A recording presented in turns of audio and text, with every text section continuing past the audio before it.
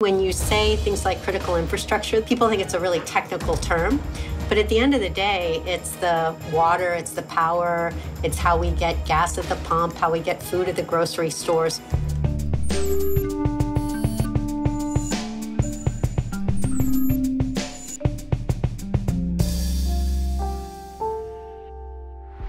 Hello and welcome to GZERO World. I'm Ian Bremmer, and today, the global cyber landscape has never looked so dire. From Russian-backed ransomware attacks against America's largest oil pipeline to that phone scammer who just won't leave you alone during dinner, we're living in a brave new world. But before you change your computer password yet one more time, I'm here to tell you that it's not all bad news. Despite the many threats that we face, my guest today is optimistic about the state of America's cyber defenses. She should know, Jen Easterly is director of the Cybersecurity and Infrastructure Security Agency, known as CISA, the U.S. government agency tasked with keeping our country safe from all cyber threats, foreign and domestic. She joins me on our show today. But first, ever heard of phreaking? That's freaking, but with a PH. Before there were computer hackers, there were phone phreakers, hence the PH. It's mildly alliterative. In 1957, Joe Engressia, he was a blind 7-year-old boy with perfect pitch, discovered that if he whistled the fourth E above middle C into a phone receiver, he could access the network's tone-operated switch lines. Before long, Engressia and a growing community of phreakers, as they called themselves, were whistling their ways into free long distance. In the 1970s, a young Steve Wozniak was so enthralled by phreaking that he decided to mess around on circuit boards to speed up the process. And he started building so-called blue boxes that more easily made free and illegal long-distance calls. And he teamed up with his friend to sell those boxes around the California Bay Area for $150 a pop. That friend? Steve Jobs. And he later told his biographer that if it wasn't for Woz's blue boxes, quote, there wouldn't have been an Apple. It seems only fitting, doesn't it, that so much of today's digital landscape can be traced back to some bored kids trying to beat the system and make a quick buck in the process. Hackers helped build today's digital world, there's no question there. But those who build can also destroy.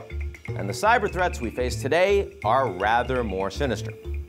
According to the research firm Cybersecurity Ventures, cybercrime damages are estimated to reach $10.5 trillion annually by 2025, up from $3 trillion in 2015.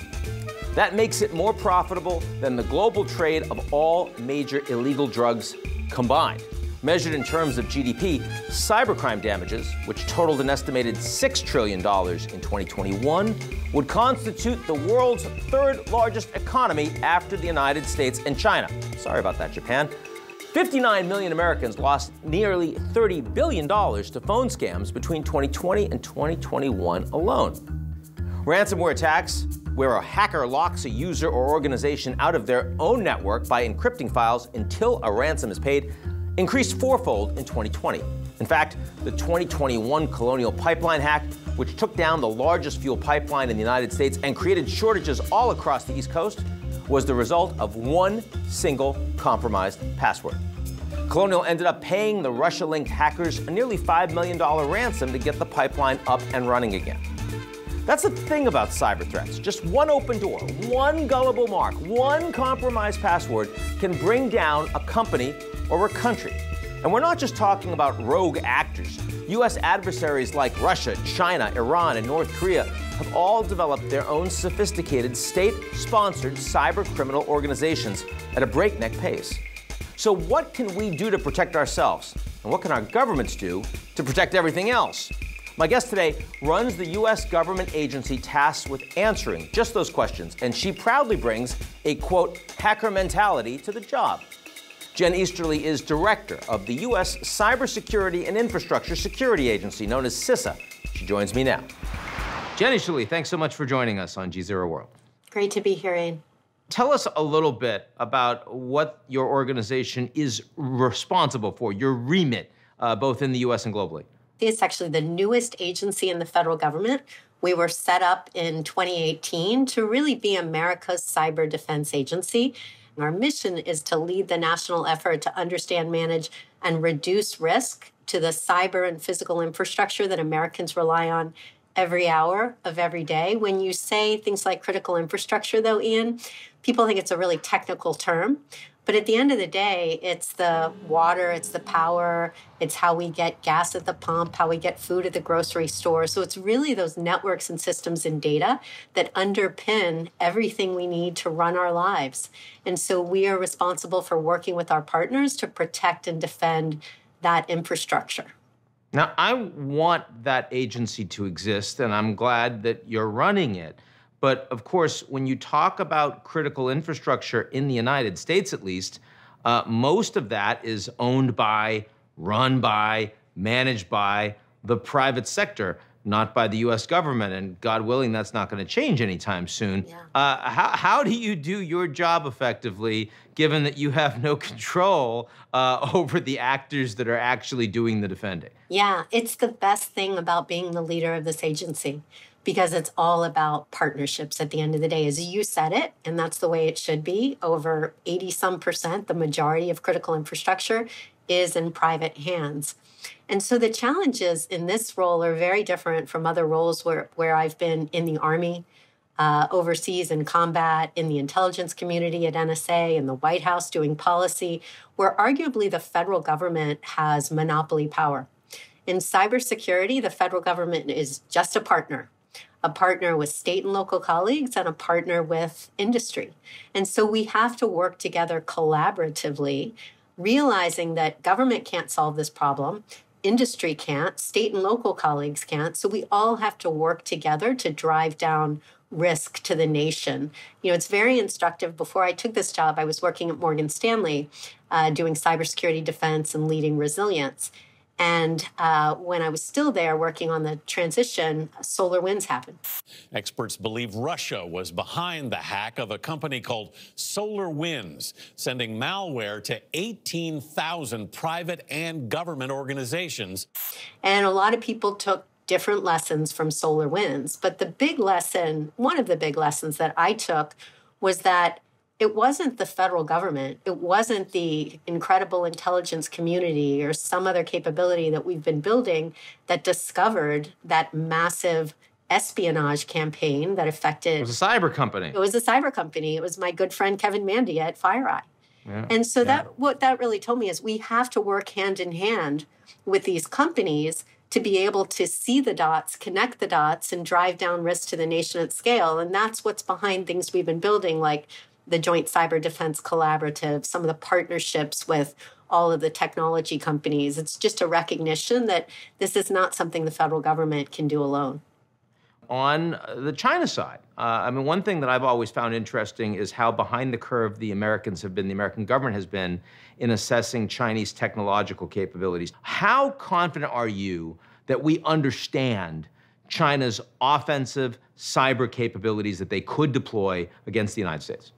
I think we have a very good understanding of the major threats out there from adversaries. So we have huge capabilities, as you know, in the intelligence community. We've been building capabilities to understand from a military perspective. You know, our North Star, we are the defenders. So my whole life is about cyber defense. But in order to be a good defender, we have to understand the offense as well. And that's why my time in the intelligence community really has helped me be a better defender. But, you know, at the end of the day, you bring up something that I really worry about.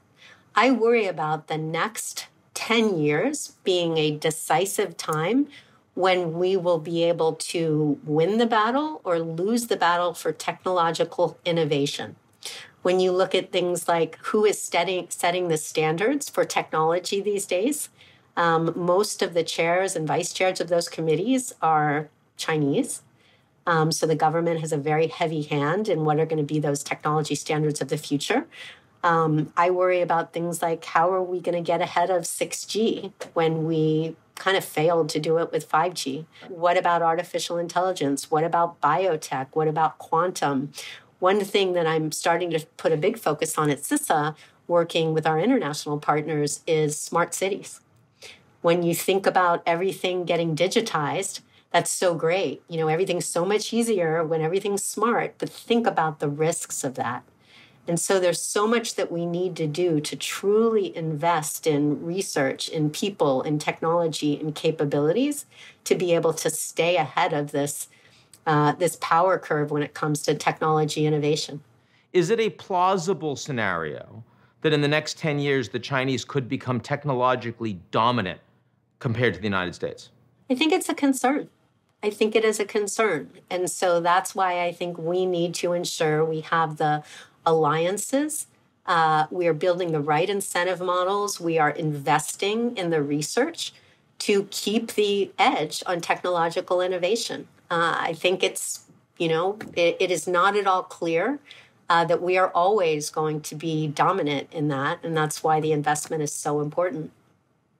Now, I mean, given how much we're hammering the Russians and given how badly they've been performing militarily in the field in Ukraine, does that also translate into Russia's cyber future, that China's really where we should be more worried about, even though the Russians historically have been the bigger concern? Yeah, the short answer is no. I mean, you've heard the old trope that Russia's a hurricane, China is climate change. And certainly if you look at the long term, when we think about the size of China, the investments that they're making in their capabilities, a serious long-term concern, particularly about some of the emerging tech issues that I just addressed. But they are both, along with Iran and North Korea, very formidable adversaries from a cyber perspective. They have placed a lot of investment in all of their capabilities and in their people, and we should not take the wrong lessons from the fact that Russia has not done as well as many of us expected militarily in Ukraine.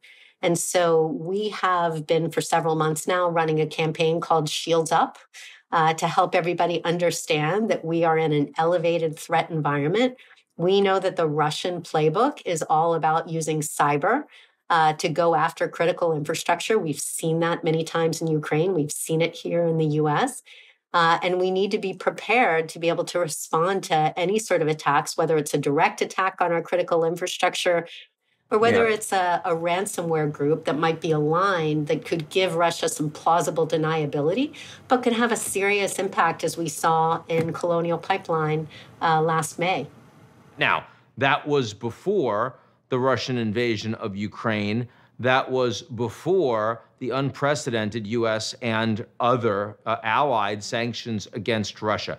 I have to presume that we expect that there's going to be a full-throated cyber response, retaliation from the Russians. But am I to understand that since the invasion of Ukraine, you have not seen significant cyber attacks, successful or unsuccessful, against critical infrastructure in the United States from Russia? We have seen no cyber attacks, as we would say, on critical infrastructure of any note that we know of. Again, there are cases where there may be an impact, but certainly given our role in protecting and defending critical infrastructure, that would very likely have been something that came to us. So no, we have not, but we continue to tell all of our partners that we are not out of the woods. We need to continue to stay vigilant and keep our shields up and keep focused on maintaining security and resilience capabilities for the nation. Are you a little surprised by that? I think I would have expected to see something at this point in time, and obviously, there's a lot of thinking around this. In my mind, there's probably two things. So deterrence by punishment, I think there's a little bit of a fear of escalation if there was some type of an attack here. So certainly the warnings that have been given, I think most of the significant attacks have really been within Ukraine. So I think there's a little bit of deterrence by punishment. But I'd also like to think, Ian, that there's been some deterrence by denial. I think we have really raised the red flag on this, given a sense of urgency. We have briefed our critical infrastructure partners at all levels, thousands of people around the country, hundreds of briefings. We have briefed at classified levels. We've worked with the intelligence community who have been incredibly supportive to aggressively declassify information that can be used in an actionable way to defend networks. So I think part of this is really digging in on defense. I think there's a concern about escalation for retaliation. And I also think there's, just a huge focus within Ukraine, given that it hasn't gone as well as what was originally expected. We haven't talked much about terrorist organizations. Given the level of terrorist attacks that have been out there, why you think we haven't seen more effective cyber capabilities from major terrorist organizations? Yeah, it's interesting. You know, my last job before I went to Morgan Stanley was as senior director for counterterrorism at the NSC. And this was during 2013 to 2016. So this was the rise of ISIS, all of the attacks around the world. And it was a question we often wondered. There were low-level attacks, things like doxing, so taking names and putting them out publicly and threatening to go knock on their door and create, physical harm. But we have actually not seen any sort of development by terrorists of significant cyber capabilities. And so when I think about the schema for what I worry about on the landscape, I worry about nation states because they are the most sophisticated, they are the most well-resourced. I worry about cyber criminals because they have actually been able to raise their game significantly over the past couple of years. And they've made it easier because a lot of these as-a-service tools, like ransomware as a service, are much more widely available. So sadly, that ecosystem has been democratized. You have hacktivists, and we've seen a bit of that with the defacements and the distributed denial of service. And then you have cyber terrorism. And frankly, I think that is I always think of it as a low probability, but it is not a threat that is high on my landscape right now. So then final question around that is, when I was growing up, and you too, we were very worried about the proliferation of nuclear technology, weapons, and capabilities. And, the Americans and the Soviets had arms control, but we also all wanted to ensure that the nuclear club stayed as small as possible. We devoted a lot of effort internationally to that. I don't hear or see us devoting a lot of effort to the prevention of proliferation of dangerous cyber capabilities. And I'm wondering why you think that is and what can and should be done.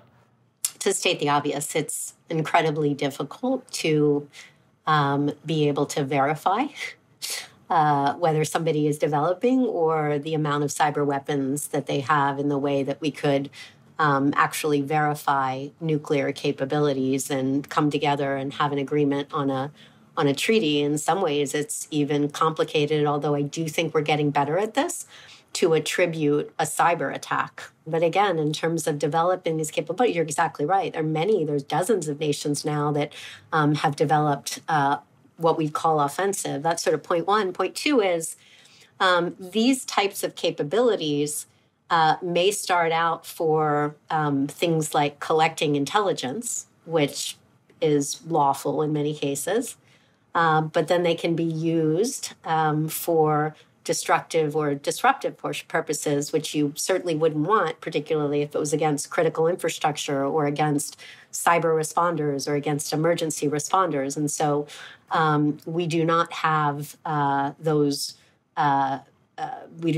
rules in place. This is where I think, and I'm a bit of a norm skeptic, I have to say, but I do think at least articulating what we think should be absolutely out of bounds as a normative point, I do think is important. Things like civilian critical infrastructure, things like, again, first respond capabilities, things like computer emergency response teams. So I think that's probably the right direction to go in and the best we can do. Jen Easterly, thanks so much for joining us today. Thanks so much, Ian. Great to be with you.